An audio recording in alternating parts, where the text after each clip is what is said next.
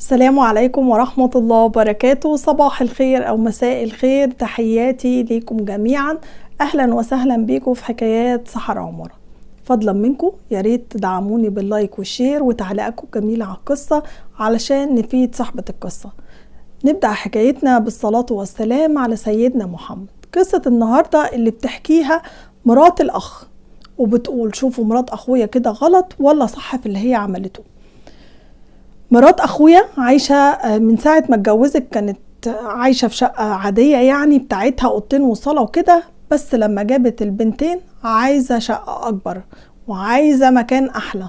باعت الشقه دي وراحت بقى كل شويه تتنقل في مكان هو شيك وحلو، بس كل سنه بتغير الشقه لان هي بقت واخده قانون جديد. من كتر تغير الشقة كل شوية عفشها اتكسر، حاجتها الأجهزة الكهربائية باظت كده، يعني تعتبر هي بقى لها 11 سنة متجوزة، الحاجة بتاعتها غيرت الأجهزة مرتين. بس بابا قال خلاص بقى أنا غيرت لها مرتين وكنت مجوزهم في شقة تمليك، هم اللي باعوها وهم اللي عملوا في نفسهم كده، أنا مجوز راجل هو يعتمد على نفسه. بابا عنده بيت في احنا من المدينة بس بابا عنده بيت في حتة مش أرياف، يعني لسه بتتعمر لسه بتتبنى، فيها هيش كتير فيها زرع كتير كلام من ده.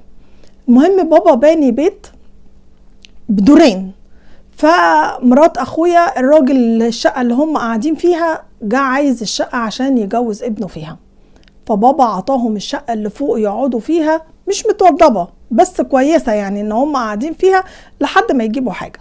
بقالهم شهرين كنا عند بابا تحت، فبابا هياخد مكان شقة في مكان كويس واكبر من اللي هو فيها. بابا طول عمره بيحب بيتنا حلو قوي.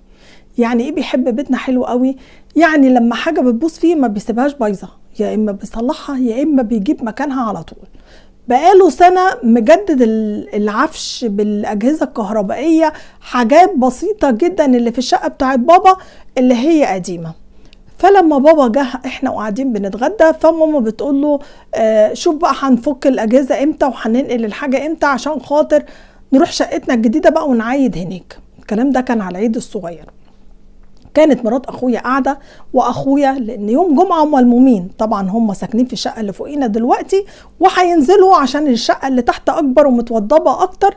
فبابا راح رادد قال لها خلاص انا هسيب الشقه اللي تحت دي بكل اللي فيها، يا روح قلبي قديم مش هاخد اي حاجه معايا، انا هجيب لك، ده انت ست الستات، بيدلع ماما وبيهزر معاها قدامنا، وهجيب لك كل حاجه جديده، مش هناخد اي حاجه من الشقه العفش القديم ده، خلي لابنك هو عايز بقى يقعد